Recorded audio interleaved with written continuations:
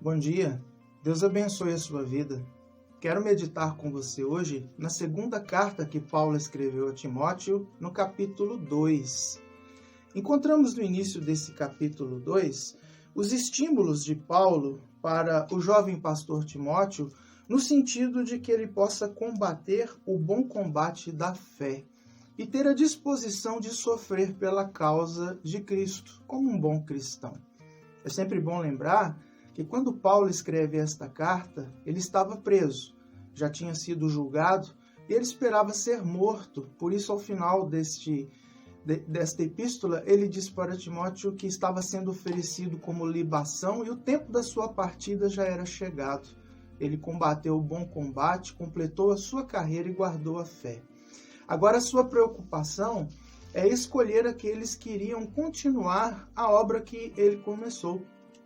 Por isso é uma carta pastoral, porque ele fala com um pastor novo, chamado Timóteo, que ele deveria assumir esse trabalho que Paulo tinha começado. E nesse sentido, no começo do capítulo 2, Paulo está usando três figuras, três ilustrações, três metáforas, para dizer como era o trabalho que Timóteo precisava desenvolver.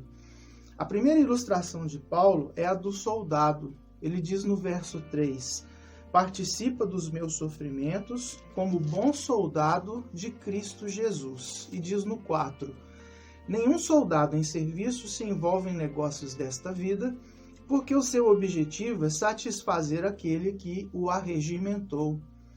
Paulo está falando do soldado e está lembrando da sua vida de obediência e devoção aos seus superiores. O soldado era alguém que não tinha mais vontade própria. A sua vontade era satisfazer aquele que o arregimentou.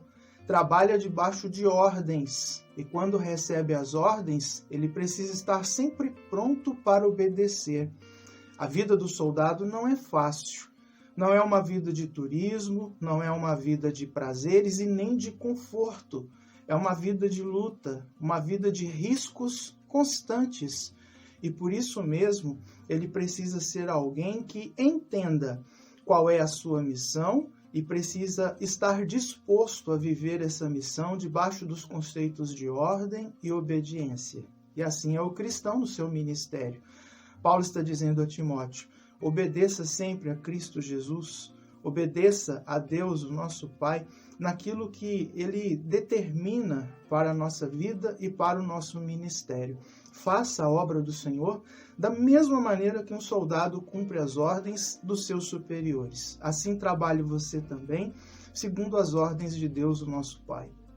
A segunda ilustração de Paulo para falar sobre o trabalho de Deus é a figura do atleta. E ele diz no verso 5, igualmente o atleta não é coroado se não lutar segundo as normas. Aqui, nesse tempo, era muito comum aqueles Jogos Olímpicos, e a gente sabe que a vida de um atleta não é fácil. O atleta precisava se dominar em tudo.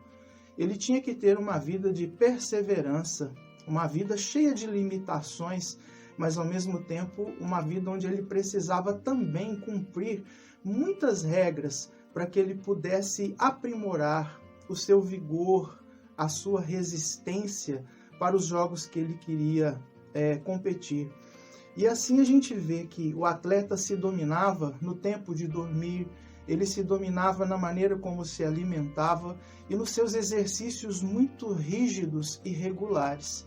E tudo isso ele fazia na antiguidade para poder receber como prêmio uma coroa de louros, aquela folhinha mesmo que a gente usa hoje como tempero no feijão.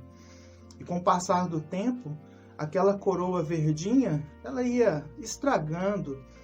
E olha, ele se dominava em tudo para receber aquele prêmio. Agora imagina nós que somos servos do Senhor, e a Bíblia diz que a nossa recompensa é receber as coroas que Deus em Cristo há de nos entregar, para que no dia em que estivermos diante dele, possamos depositar aos pés do nosso Senhor. E é dessa maneira que nós também, como um atleta, precisamos ter domínio, equilíbrio, persistência, para que sejamos cada vez melhores e que em Cristo sejamos sempre mais que vencedores por conta do seu amor. ser ali obediente como um soldado e disciplinado como um atleta.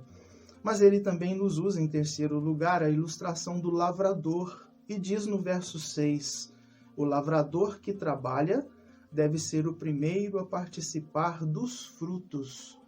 Que interessante. O lavrador talvez seja a figura aqui que dependa mais da esperança. Ele tem um trabalho árduo também. Ele tem que preparar a terra, tirando cardos, abrolhos. Ele tem que fazer com que a terra tenha um nível correto de adubo, de acidez.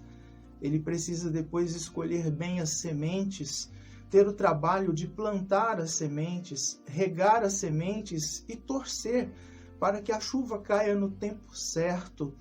E depois de todo esse trabalho, ele não tem nenhuma certeza de que aquilo que ele fez vai dar fruto.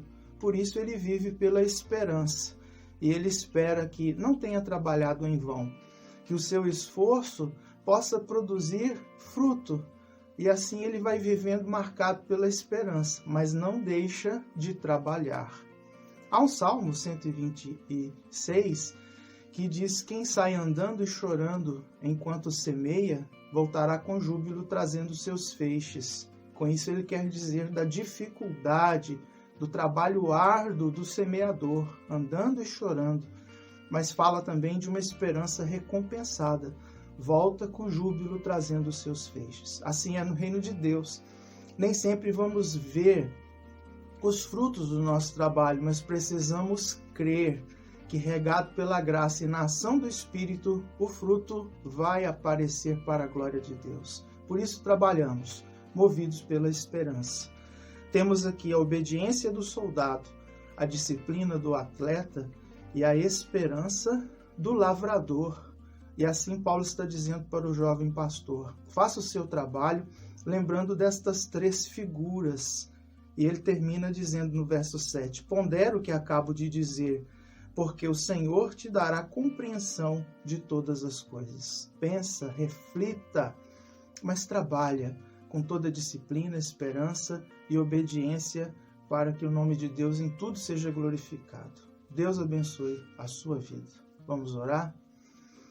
Senhor, muito obrigado por essa palavra pastoral, exortativa, que nos leva a entender o valor do ministério que desenvolvemos para a tua honra, glória e louvor. Ajuda-nos, dando-nos essa disciplina do atleta, a obediência do soldado, e coloca no nosso coração a esperança do lavrador, para que possamos, pela tua graça, produzir fruto para a honra e glória do teu nome. Em nome de Jesus oramos. Amém. Deus abençoe o seu dia.